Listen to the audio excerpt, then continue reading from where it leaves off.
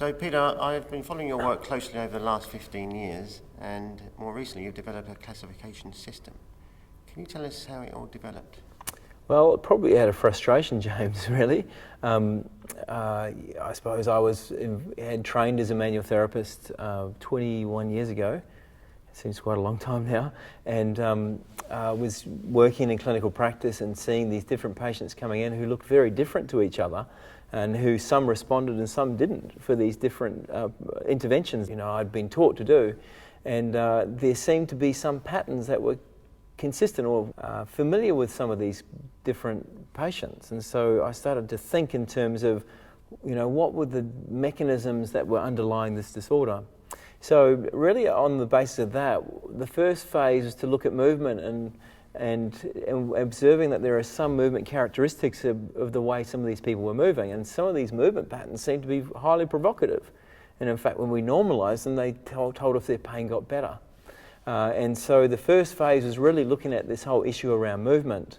But in this time, there's been this huge explosion, I suppose, in research in the last 10, 15 years of understanding the nervous system, understanding cognitive and psychosocial factors that drive pain. And so what has evolved is really a multi-level classification system for understanding the complexity of pain disorders that considers pathoanatomical factors when they're significant, which we know are a significant factor for maybe 10 to 15% of patients.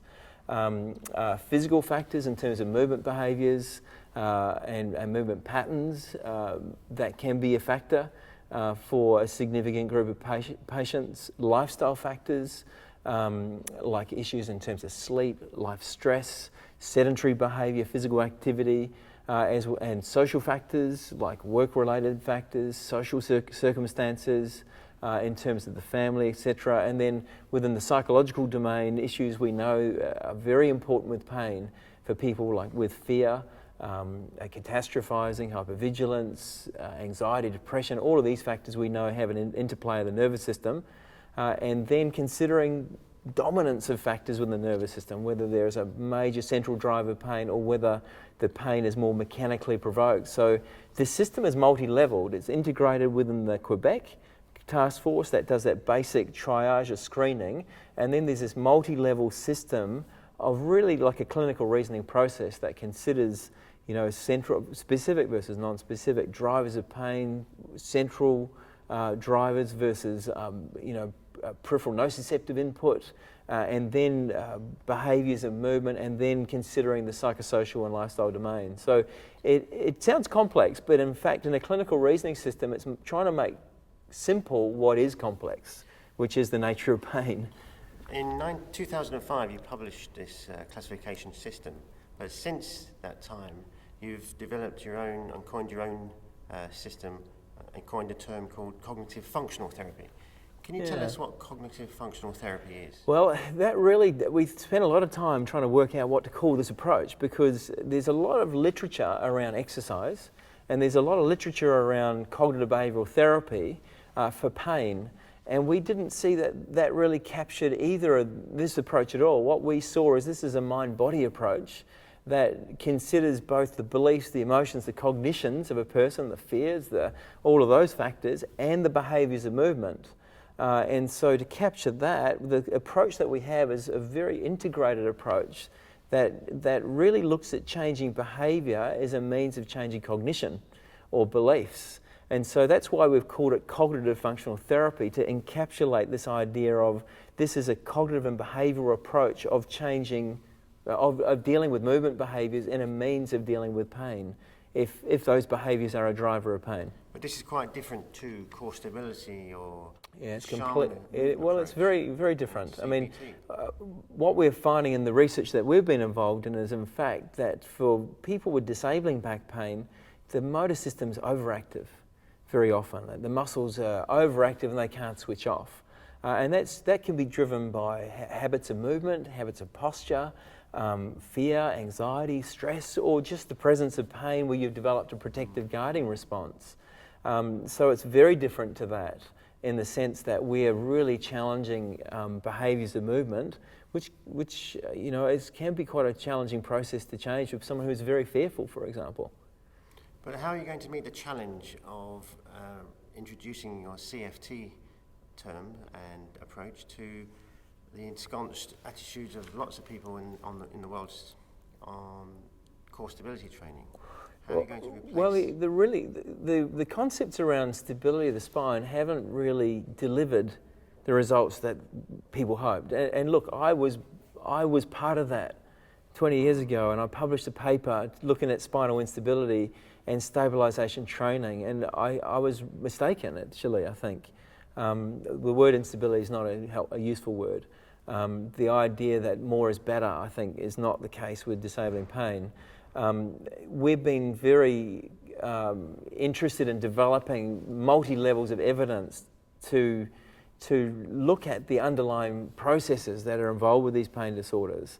And there's a recent trial that's been conducted in Norway, which has compared cognitive functional therapy to traditional manual therapy and stabilisation training, and the results, significantly superior in terms of reductions in pain, disability, episodes of pain, reductions in fear, changes in mood, less time off work, less need for ongoing treatment. So there's substantial evidence developing now to suggest that this approach actually has a better outcome. And at the end of the day, you can have an idea, but you have to test it. And if the research doesn't support it, then you can't advocate it. So we're really at a stage now of saying, well, it looks like this approach does have efficacy. How are we going to translate that knowledge? Well, we have to do it in many different ways. We're setting a network up of people who are skilled in training in the system. We know it takes a number of hours, about 100 hours to learn the system.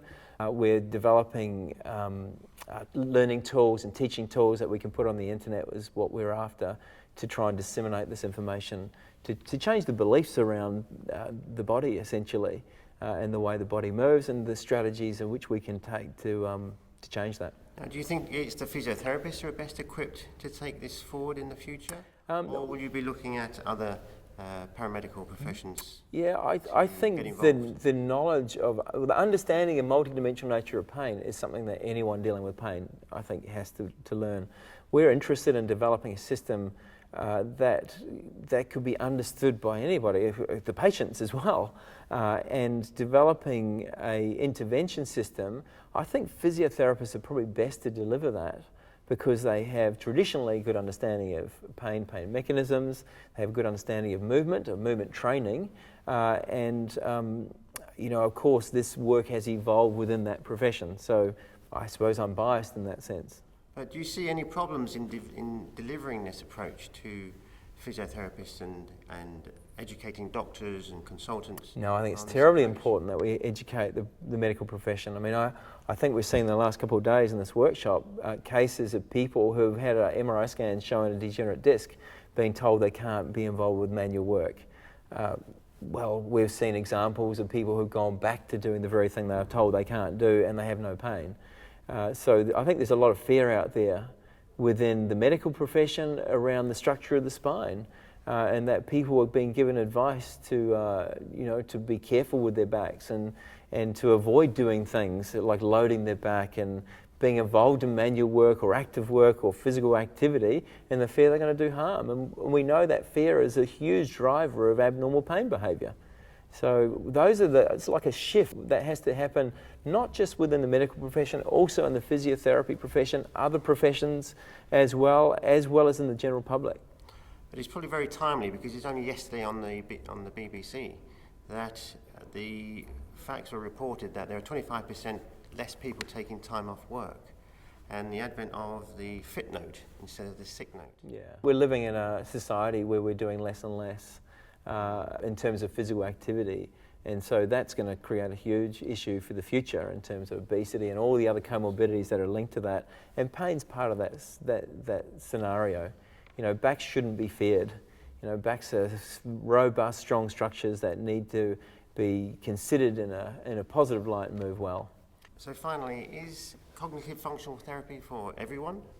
No, not at all. The classification system that we developed, we think, is developed for everybody, because it is multidimensional, and it allows you to a sorting approach. This cognitive functional approach to management we think is useful for the complex patients as well as the middle and low level complexity patients. For the complex cases, then there's a lot more attention to the psychological and the social factors that might be linked to a disorder in terms of directing management at that within a cognitive functional framework. But we're looking at, our interest is to return people to function. And the focus is on function, not on muscles. Now, there are some disorders out there, specific pain disorders like, radiculopathies and other disorders that training movement might be not beneficial at all and may be provocative. There are central pain disorders that we know, central nervous system pain disorders and regional pain disorders where just training movement can actually be provocative as well.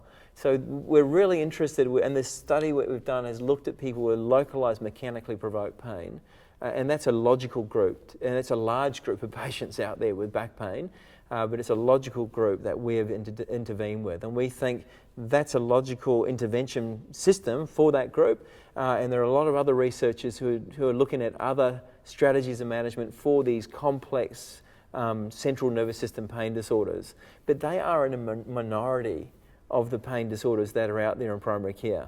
And for the majority of these disorders, I think this approach holds hope. So obviously further research needs to be done, and we're involved in that. Research teams all over the world are involved in this area.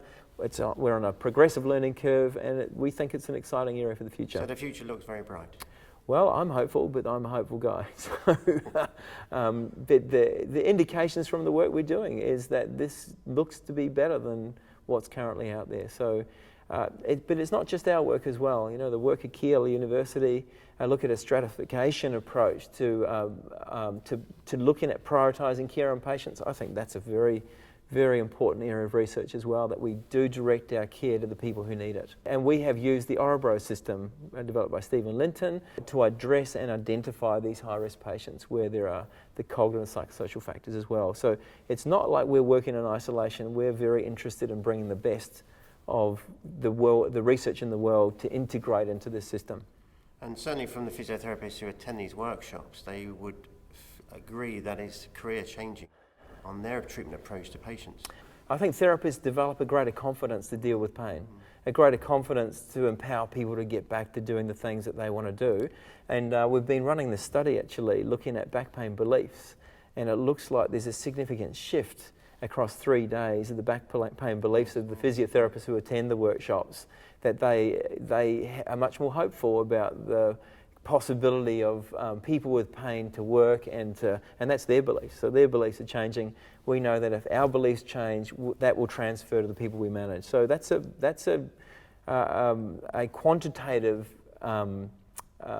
approach to understanding that what we're doing does hold some benefit for the profession as well. So in many ways, you are revolutionising the treatment approach of non-specific chronic low back pain. Well, I think what we're trying to do is really develop a system that is a logical system that people can use to inform better practice.